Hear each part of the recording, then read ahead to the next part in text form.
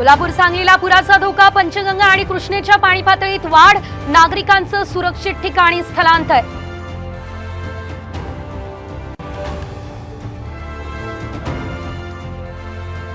मला याच्यात आत टाकणार.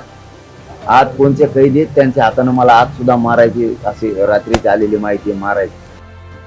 जेलमध्ये टाकून मला मारण्याचा फडणवीसांचा डाव, कोर्टाच्या वॉरंटवरून जरांगेंचा गंभीर आरोप. तर माहिती घेऊन जरांगेंचा गैरसमज दूर करू, शंभूराज देसाई यांची प्रतिक्रिया.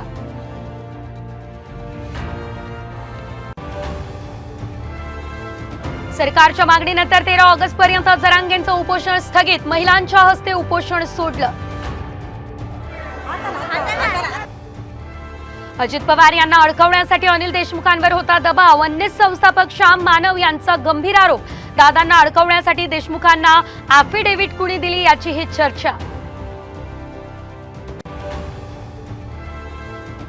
मध्यरात्री अजितदादांनी घेतली अमित शहा यांची भेट, विधानसभा निवडणुकीबाबत चर्चा झाल्याची सूत्रांची माहिती.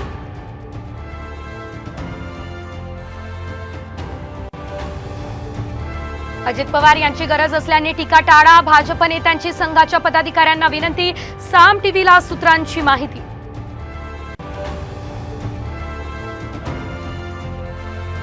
काठमांडूच्या त्रिभुवन विमानतळावर विमानाचा भीषण अपघात, विमानाला अपघातानंतर आग, दुर्घटनेमध्ये 17 जणांचा मृत्यू.